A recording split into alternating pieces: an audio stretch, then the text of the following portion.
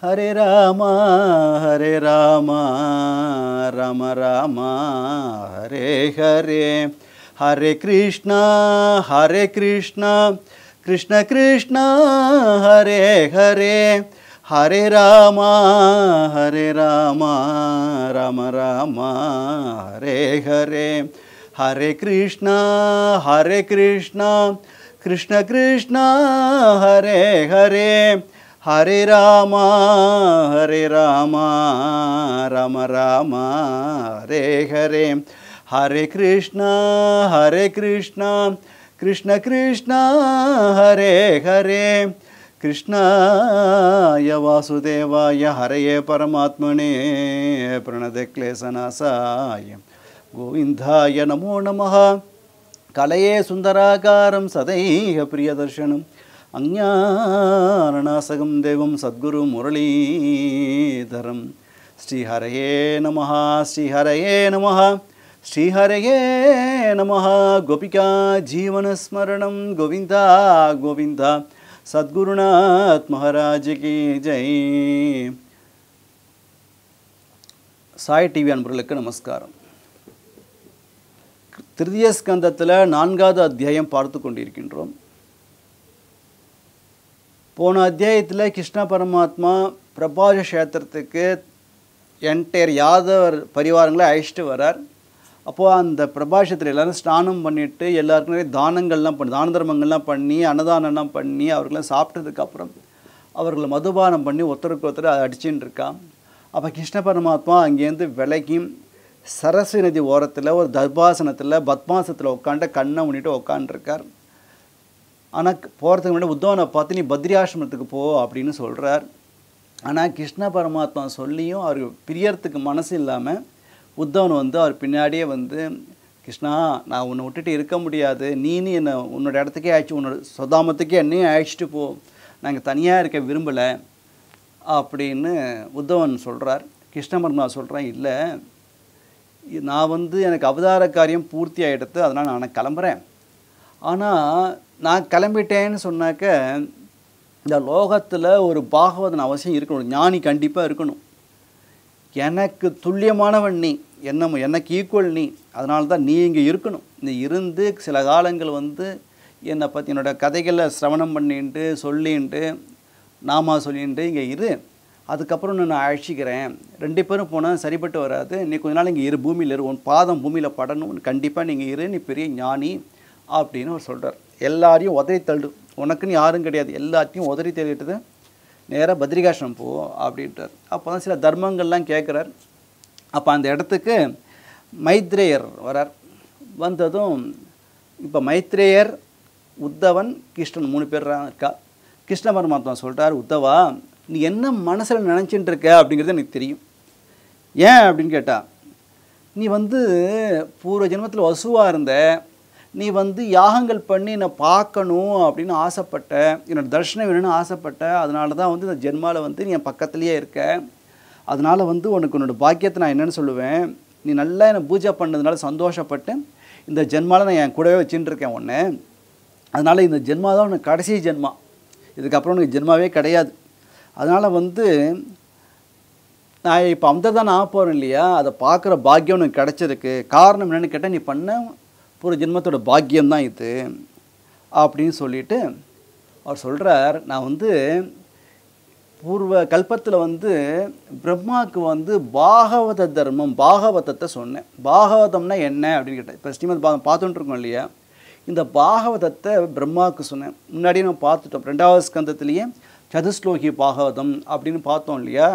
அதை சொல்கிறார், நான் என்னோட நாபி கமலத்தில் தோன்றின பிரம்மாவுக்கு அதை நான் உபதேசம் பண்ண அந்த பாகவத தர்மத்தை அப்படின்னு சொல்கிறார். அது சொன்னதும் பார்த்தார். உத்தவன் கேட்டான், கிருஷ்ணா நீ அந்த பிரம்மாவுக்கு உபதேசம் பண்ண இல்லையா அந்த பாகவத தர்மம், எனக்கு சொல்லேன், நான் கேட்கணும் ஆசையாக இருக்கேன். எனக்கு அந்த குவாலிஃபிகேஷன் இல்லை அப்படின்னா, எனக்கு கேட்கறதுக்கு தகுதி இல்லைன்னு சொன்னாக்க, அந்த தகுதியை உண்டாக்கியாச்சும் எனக்கு சொல்லு, நான் கேட்கணுன்னு ஆசைப்பட்றேன். ஏன்னாக்க உன்னை பார்க்குறவாளுக்கு ஜென்மாவே கிடையாது, அது அசுரனாக இருந்தாலும் சரி, தேவனாக இருந்தாலும் சரி, யாராக இருந்தாலும் சரி, மனுஷனாக இருந்தாலும் சரி, யாராக இருந்தாலும் கிருஷ்ணா உன்னை தரிசனம் பண்ணாலே அவளுக்கு ஜென்மா கிடையாது. உன்னை பாடினா உன் பேர் கிருஷ்ணான்னு வாயை திறந்து தன் நாக்கால சொன்னாக்கா அவளுக்கும் ஜென்மம் கிடையாது. அப்படிப்பட்ட நான் உன்னை பார்த்தாலே உன்னோட ஒரு தர்ஷன மாத்திரத்திலேயே தர்மம், அர்த்தம், காமம், மோட்சம் சொல்லக்கூடிய 4 விதமான புருஷார்த்தங்கள் தானாக கிடைச்சிரும். கிடைக்காது என்ன இருக்குது? எல்லாமே கிடைக்கும். ஆனால் எனக்கு அதிலலாம் விருப்பம் கிடையாது. என்னென்னா உனக்கு பிறப்பே கிடையாது, நீ உனக்கு ஜென்மாவே கிடையாது. இருந்தாலும் பூமாதேவியோட வேண்டுகோளுக்கு இணங்கி, தேவர்கள் வேண்டுகோளுக்கு இணங்கி பூபாரத்தை குறைக்கிறதுக்கோசரம் நீ ஒரு நடனாக இங்கே நாடகம் ஆடின்னு இருக்க. அந்த சத்துருக்களுக்கு பயத்தை ஏற்படுத்துறது, துவாரகையை நிர்மாணம் பண்ணுறது, நிறையா மகிழ்ச்சிகளை கல்யாணம் பண்ணிக்கிறது, இதெல்லாம் வெளியிருந்து பார்க்கறதுக்கு ஒரு ஆர்டினரி பர்சன் பண்ணுற காரியமே கிடையாது. ஆனால் பார்க்கறதுக்கு என்ன தோணுன்னு கேட்டாக்க, நம்மளை மாதிரி ஒருத்தன் வீடு கட்டின்டான், கொஞ்சம் பலசாலியாக இருக்கான், 8 கண்ணு பற்றி எரியறது, இல்லை பார்த்தாக்க விட்டு எரியறது அப்படின்னு அவன் நினச்சின்னு இருக்கா. ஆனால் இதெல்லாம் பார்க்குற வாழ்க்கை என்னன்னாக்க, இந்த மாயை, இந்த பகவான் போட்ட மாயை எல்லாரையும் மயக்கிடுது, எல்லாரோட புத்தியும் மழுங்க அடித்துடுது. அதனால் என்ன நினச்சிட்டு இருக்கானாக்கா, கிருஷ்ணா பரமாத்மா இவனு தன்னை போல் ஒருத்தன் தான் நினச்சிட்டு இருந்தாலே தவிர யாருக்கும் உன்னோட அந்த கல்யாண குணங்களில் ரமிக்கணுங்கிற எண்ணம் யாருக்குமே வரையில. ஆனால் எனக்கு என்னன்னு கேட்டாக்க, என்னையும் மயக்கிருக்கு. என்னன்னாக்கா, நீ அடிக்கடி நீ ஆலோசனை பண்ணுறச்சே, ஆலோசனை கேட்குறச்சே, மந்திராலோசனை பண்ணுறச்சே, உத்தவா இப்படி பண்ணலாமா அப்படின்னு கேட்குறப்ப என்ன கூட மயக்கியிருக்கேன். நீ என்னமோ எனக்கு தான் எல்லாம் தெரியுங்கிற மாதிரி, உனக்கு ஒன்றுமே தெரியாத மாதிரி என்கிட்ட உத்தவா இது இப்படி பண்ணலாமா, இந்த காரியத்தை இப்படி பண்ணலாமான்னு கேட்ட பார்த்தியா, அதுவே என்ன மயக்கிறது கிருஷ்ணா. இந்த மாயை தான் காரணம் அதுக்கு. அதனால் நான் அறிவாளின்னு கிடையாது. அதனால் கிருஷ்ணா உன்னை பார்த்துட்டே இருந்தேனே, அது என் பாக்கியம்தான், அதில் ஒன்றும் டவுட்டே கிடையாது. உன் கூட இருந்தேன், நீ உண்ட உணவை திருப்பி அந்த உச்சிஷ்டத்தை சாப்பிட்டேன், நீ போட்டு கலைந்த உடையே உடுத்தின்றேன், உன்ன மாதிரியே வேஷபூஷணம் பண்ணிட்டு இருந்தேன். ஆனால் எப்போதும் உன் தியானம் எனக்கு இருந்துகிட்டே இருக்கணும், உன் தியானம் எனக்கு இருந்துகிட்டே இருக்கணும். அதனால் எனக்கு அந்த பிரம்மாவுக்கு நீ பாகவத தர்மத்தை சொல்லணும்னு சொன்னியே, அதை எனக்கு சொல்ல அப்படின்னு சொன்னதும் பகவான் உத்தவனுக்கு அவன் கேட்டுக்கொண்டதற்கு இணங்க பகவான் பிரம்மாவுக்கு பாகவதம் என்ன உபதேசித்தாரோ, சதுஸ்லோகி பாவம் என்ன சொன்னாரோ அதை கொஞ்சம் விஸ்தாரமாகவே உத்தவனுக்கு உபதேசம் பண்ணார். அதுக்கு பாகவத தர்மம் அப்படின்னு பேர். அந்த பாகவத தர்மத்தை உபதேசம் பண்ணிவிட்டு கிருஷ்ண பரமாத்மா சொன்னார், நீ கிளம்பு, பத்ரிகாஷ்டத்தை கிளம்பு. அப்படி தன்னோட பாதுகையை உத்தவனுக்கு கொடுத்தார். இதை எடுத்துட்டு நீ நேராக பத்ரிகாஷ்டம் போ அப்படின்னு சொன்னார். உடனே கிருஷ்ண பரமாத்மா ஆச்சரியம் பாருங்கோ, ஜீவராசிகள்லாம் அந்திம காலத்தில் பிராணன் போகக்கூடிய சமயத்தில் ஜென்மலாபகா பரம்பும்சம் அந்தே நாராயண ஸ்மிருதின்னு சொல்லியிருக்கு. யார் ஒருவருக்கு இந்த பிராணன் கிளம்பக்கூடிய கடைசி தருணத்தில் வாக்கில் கிருஷ்ணா நாராயணன்னு வந்துடுத்தாக்க அதுதான் ஜென்ம லாபம், அதுதான் லாபம். அது அவன்தான் பாஸ். ஏன்னா கிளம்புற சமயத்தில் எல்லாரும் வருவா, சொந்தக்காரெல்லாம் வருவா, பந்துக்கள் வருவா, மனைவி மக்கள் எல்லாம் மேலே விழுந்து அலறுவா, எல்லா பந்துக்களும் கேட்பா. ஆனால் சரீர பந்துக்களால் ஒன்றும் பண்ண முடியாது. இந்த உயிரை பிடிச்சி நிப்பாட்ட முடியுமா? முடியாது. யமதர்மராஜன் யமதூதர்களை கண்டிப்பாக அனுப்புவான். அந்த யமதூதரோட காட்சியானது இந்த ஜீவனுக்கு மட்டும்தான் தெரியுமே தவிர வேறு யாருக்கும் தெரியாது. அதை பார்த்துட்டே இருக்கிற அந்த ஜீவன் அவனுக்கு பார்த்தா பயமாக இருக்கா, பார்க்கறதுக்கு ரொம்ப இதாக இருக்கா, பார்த்துட்டு என்ன பண்ணுவா அப்படின்னு கேட்டால் அப்படியே அவளுக்கு அந்த இதுலேயே வெட்ட வெட்டன்னு நடுங்கும், அப்படியே மூத்திரம் போயிடுவா, மலம் கழிச்சிடுவா. பெட்டிலேயே நிறைய பேர் சொல்லுவா இல்லையா, பிராணன் பருவம் மூத்திரம் போயிருக்கார் அப்படின்ட்டு. அது யமதூரில் பார்த்தது விளைவு. அதெல்லாம் ஜன்னி பார்க்குறதுக்கு ஜன்னி வந்துடுது அப்படின்னு நினைப்பா. என்ன பண்ணுவான்னா கம்பளி போர்வையை பூத்துவலாம். ஒரு தாசன் ரொம்ப அழகாக பாடியிருக்கார், ముప్పును కాలకింకురులు ముంకిడి నిలిచిన వేళ రోగముల్ గపురమైనను గుంతు కొనటిన వేళ పాంతవులు కపిన వేళ మీ స్మరణ కలుకనో కలుకతో தாசரதி கருணா பயோநிதி. என்ன சொல்கிறானாக்க முப்புணு கால கிங்கரலு. அந்த வயசானதுக்கப்புறம் இதெல்லாம் யாருக்குன்னு கேட்டால், யார் ஒருவர் சத்சங்கத்துக்கு வரலையோ, மறந்தும் கூட தன் வாக்கால் ராமா கிருஷ்ணா கோவிந்தா சிவசிவான்னு சொல்லலையோ அவர்களோட கேஸ் இது. யார் பகவான் நாம சொல்ல அவெல்லாம் பயப்பட வேண்டாம், அவளுக்கெல்லாம் இதெல்லாம் ஏற்படாது.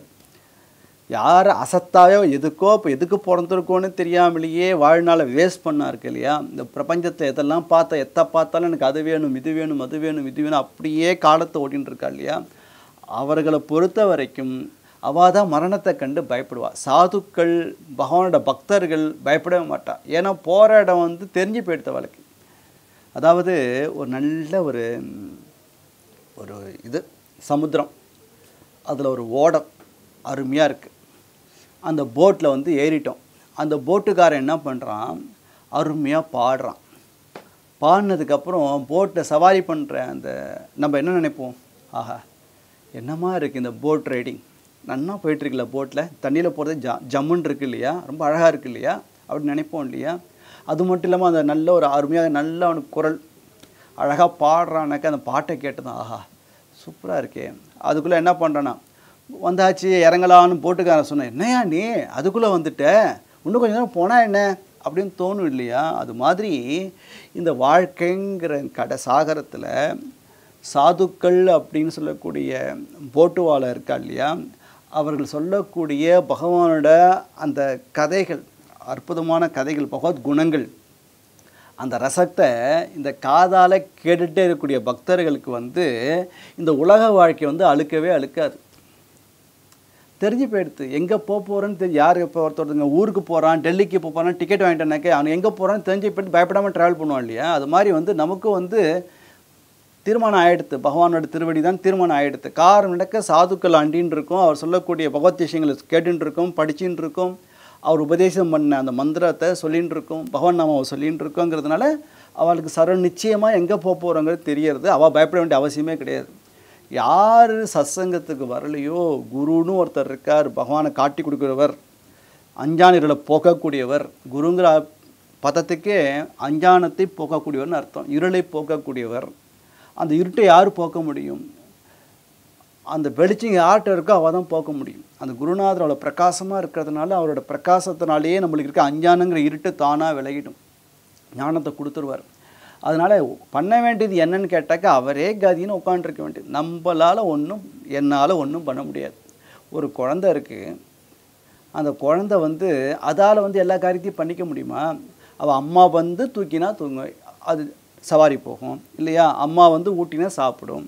அதனால் நம்ம வந்து அந்த குழந்தை மாதிரி நம்மளால் ஒன்றும் சாப்பிட்டுக்க முடியாது, நம்மளால் எங்கேயும் நம்மளோட இதில் முயற்சியால் எங்கேயும் போக முடியாது. அவளே வந்து தூக்கிட்டு போன மாதிரி. பூனை என்ன பண்ணும், தன் குட்டியை தன் வாயால் கவ்வின்ட்டு அது கவ்வுறது வந்து சில சமயம் சில பூனை அதே வாயால் தான் கடிச்சு சாப்பிட்றது. ஆனால் அது என்ன பண்ணும், தன் குட்டியை தூக்குறப்ப லாவகமாக அழகாக தூக்கிட்டு போகுது பற்றி, அந்த பூனை குட்டியும் பயம் இல்லாமல் போகிறது இல்லையா. இது ஒரு விதம். பக்தாவில் ரெண்டு விதம் இருக்குது. ஒன்று வந்து பூனைக்குட்டி மாதிரி இருக்கிறது, இன்னொன்று வந்து குரங்குக்குட்டி மாதிரி இருக்கிறது. பூனைக்குட்டி என்னன்னு கேட்டாக்க எனக்கு ஒன்றும் தெரியாது, பகவானே நீ தான் என்னை காப்பாற்றணும் உட்காருது பூனைக்குட்டி கேஸ். பகவானே வந்து காப்பாற்றுவான், நான் எல்லாத்தையும் மட்டும் ஒப்படைச்சிட்டேன், நீ என்னை காப்பாற்றுன்னு நம்பிக்கை இருக்குது அப்படின்ட்டு. இந்த குரங்கு குட்டின்னாக்க குரங்கு குட்டி என்ன பண்ணுன்னு கேட்டாக்க, குரங்கு தாய் குரங்கு வந்து குட்டியை வந்து கவ்வாது. இந்த குட்டி குரங்கை தான் தாய் குரங்கை நல்லா கெட்டியாக பிடிச்சிக்கும். பிடிச்சிக்கிறதுனால அது ஜம்ப் பண்ணுறப்ப இது விடக்கூடாது, அப்படி கெட்டியாக பிடிச்சிட்டு இருக்கும். அது மாதிரி அந்த பகவானையோ குருநாதரையோ கெட்டியாக பிடிச்சுட்டே இருந்தோன்னு சொன்னாக்க அந்த குரங்கு எங்கெங்கெல்லாம் தாவுடுதோ அது மாதிரி குருநாதர் போகிறப்ப நம்மளையும் அழகாக கொண்டு போய் சேர்த்துருவார். இந்த ரெண்டு விதமான பக்தி சொல்லியிருக்கா. பூனை மாதிரி பண்ணுறது, குரங்கு மாதிரி இருக்கிறது அப்படின்னு சொல்லிட்டோம். ஆனால் இங்கே என்ன விஷயம்னு கேட்டாக்க, இவன் மறந்தும் கூட கோயிலுக்கு வராதவன், சத்சங்கத்துக்கு வராதவன், பகவத்குணங்களை கேட்காதவன், அப்படிப்பட்டவனுக்கு வந்து என்னன்னாக்க முப்புணு கால கிங்குருளு முங்கிடி நிலிச்சின வேலை, அவர்களுக்கு வயசானதுக்கு அப்புறம் உயிர் போகிற சமயத்தில் அவர் கண்ணுக்கு என்ன தெரியும்னு கேட்டாக்கா கால கிங்கரலு நின்றுருப்பார். கால கிங்கரன் யமதூதர்கள் தெரிவார். அவரை பார்த்ததும் என்னான்னு கேட்டால் பயம் வெட்ட நடக்கும். அந்த நேரத்தில் படுத்த படுக்கையாக இருக்கிறப்ப நல்லா ஸ்மார்ட்டாக இருக்கிறவளை பார்த்தாலே அவளை ஒன்றும் பண்ண முடியாது. இப்படி கோரமாக பயங்கரமாக ஊன்னா என்ன ஆறுது, என்ன ஆகுனா அடி தூக்கி போடும், உடம்பு ஆட்டும். அப்போ என்ன பண்ணுவான்னா சொந்தக்காரெல்லாம் ஏதோ ஒரு ஜன்னி பிடிச்சிச்சு போட்டு குளிர்றது போட்டுங்கள்ட்டு பாந்தவளு கப்பின வேலை வேலை போத்துவா, கம்பளியை வந்து போத்துவா. அந்த நேரத்தில் அந்த ரோகங்கிறது வந்து இதான் 1 2லாம் இருக்காது. கொப்பன்னாக்கா ஜாஸ்தி, எல்லாம் ஜாஸ்தியாக இருக்கும். பிபியோ சுகரோ கிரியாட்டின் லெவலோ ஒரு ஆர்கான்ஸும் ஒன்று வந்து செயலக்க ஆரம்பிச்சிடும். இதுவும் ஒழுங்காக வந்து இதாகாது, சொல்கிற பேச்சு கேட்காது. நம்மளே சொல்கிற பேச்சு கேட்கலங்கிறப்ப அந்த ஆர்கன் நம்ம சொல்கிற பேச்சு கேட்குமா? அதுவும் கேட்காது.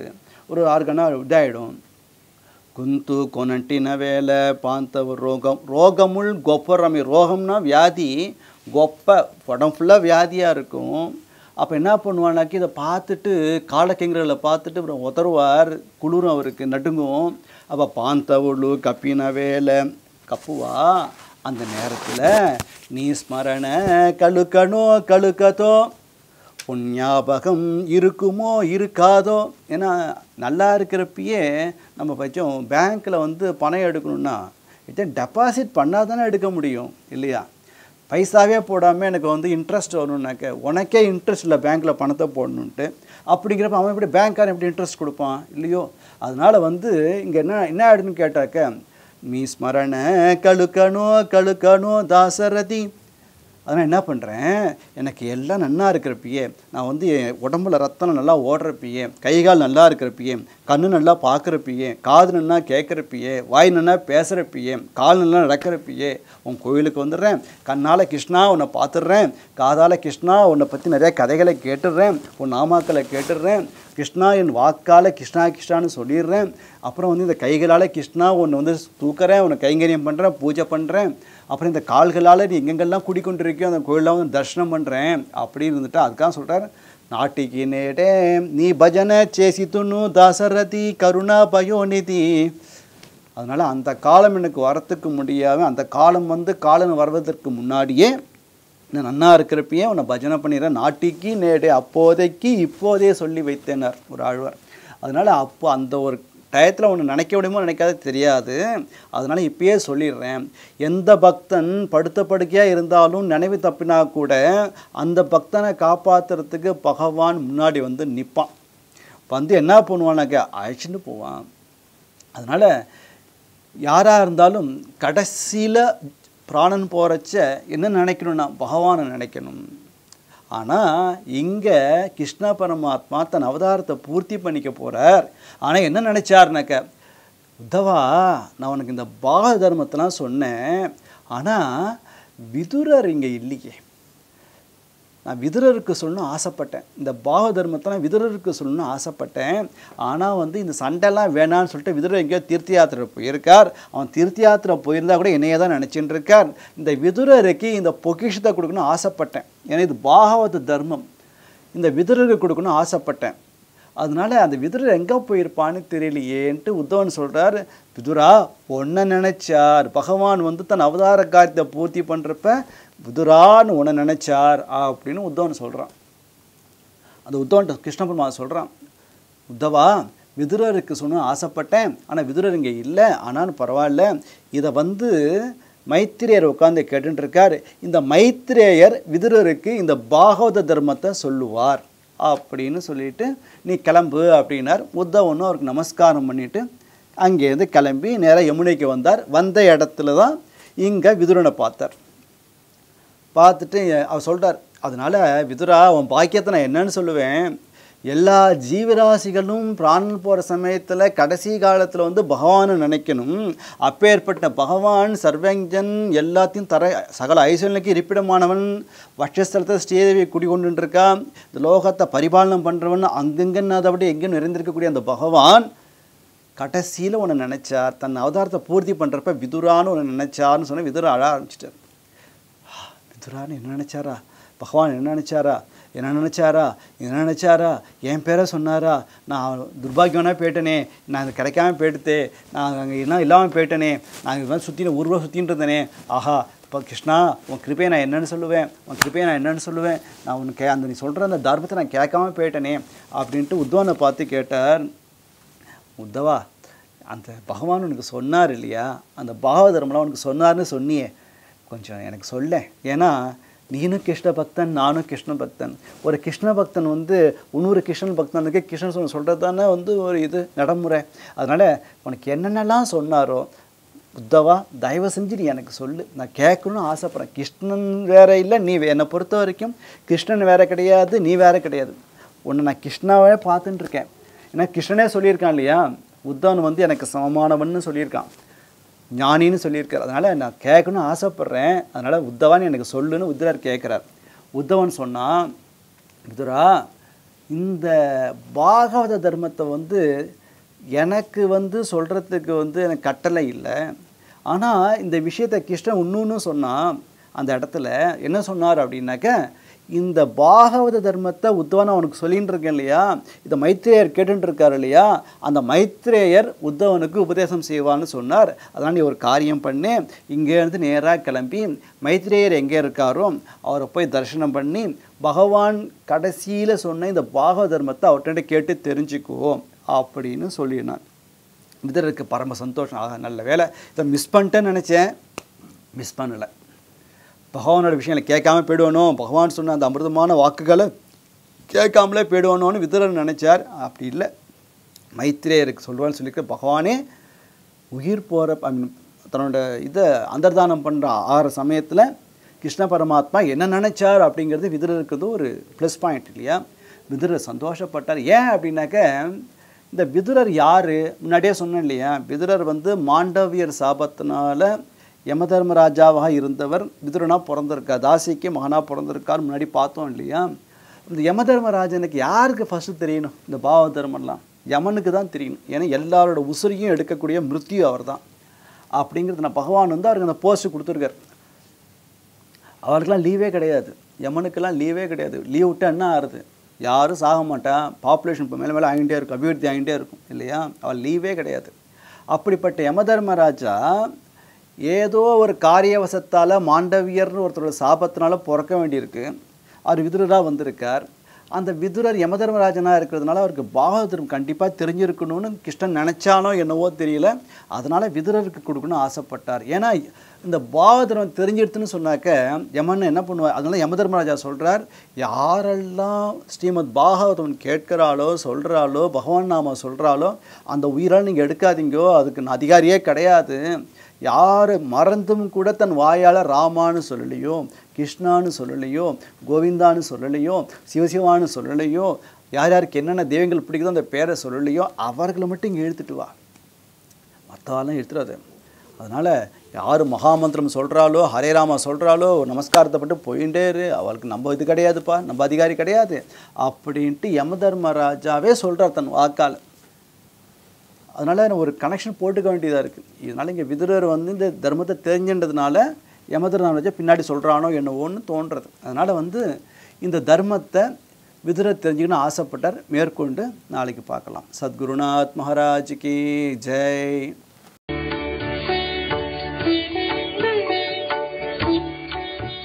தமிழில் முதல் பக்தி சேனல் சாய் டிவி.